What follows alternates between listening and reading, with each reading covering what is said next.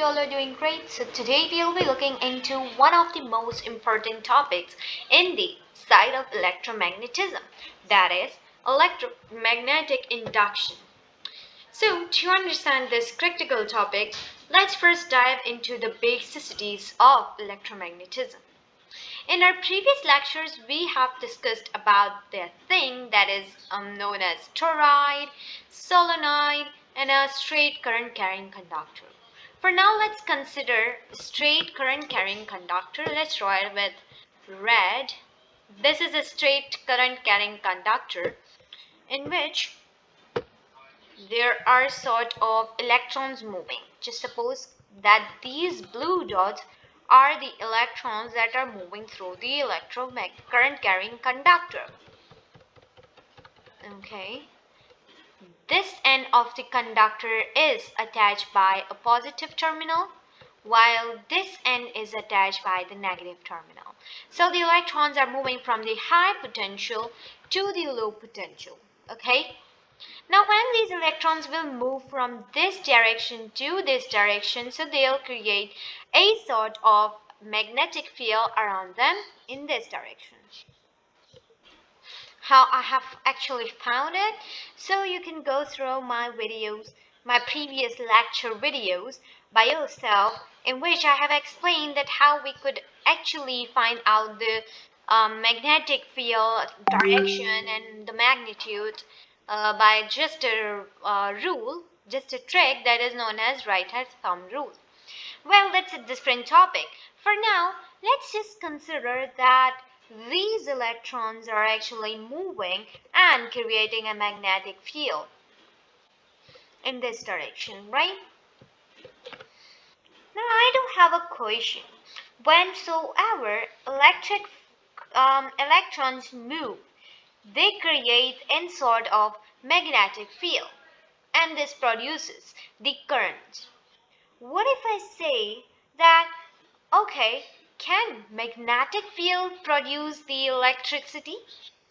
This concept is known as electromagnetic induction, where we often study the electricity that is created by the magnetic field.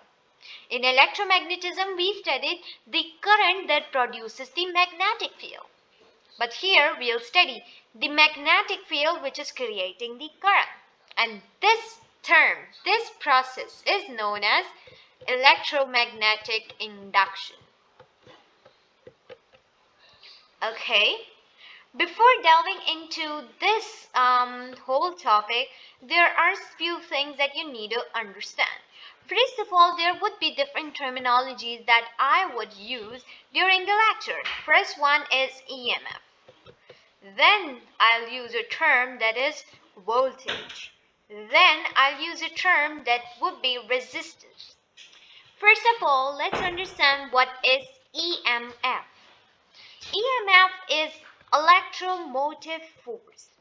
EMF is basically whensoever the current, or what we could say, just suppose that this is a wire.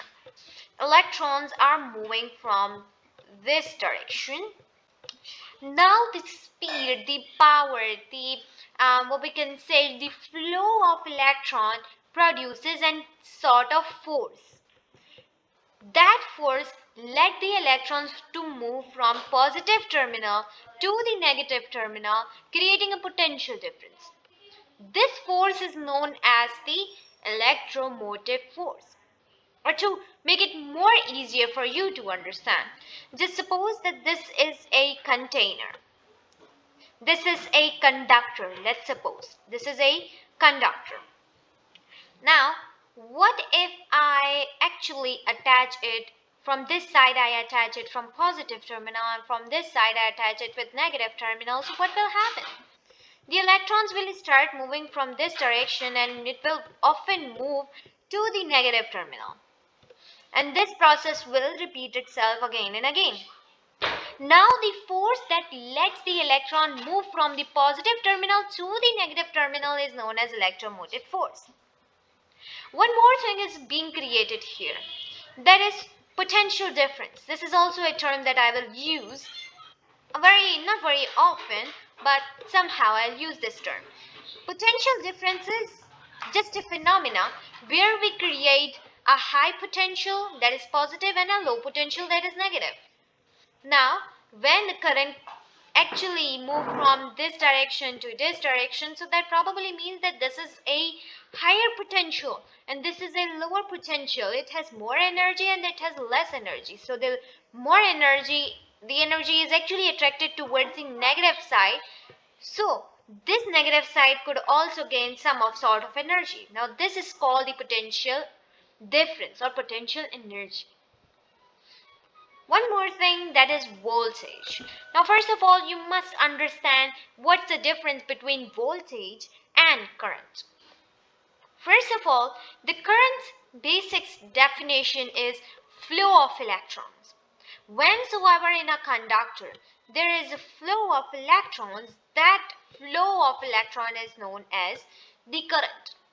But when this flow of electron will stop, when we'll remove the potentials, so this won't call force anymore, or this won't call current anymore. Now just suppose for a while we are given a situation where we have to measure a specific area from where the current is flowing, or from a specific area where the current have actually flowed. So that measurement is known as voltage. Or what we could say, the measuring of electrons or of current is known as the voltage. Voltage is also referred by the product of I and R. Now to understand this concept, first we need to understand what is R. What is resistance? Resistance actually explained itself by its word, its terminology, that means to resist something, to stop something to be happened. Now this is actually a condition. Just suppose that this is a current carrying conductor, electrons are moving from here without any blockages.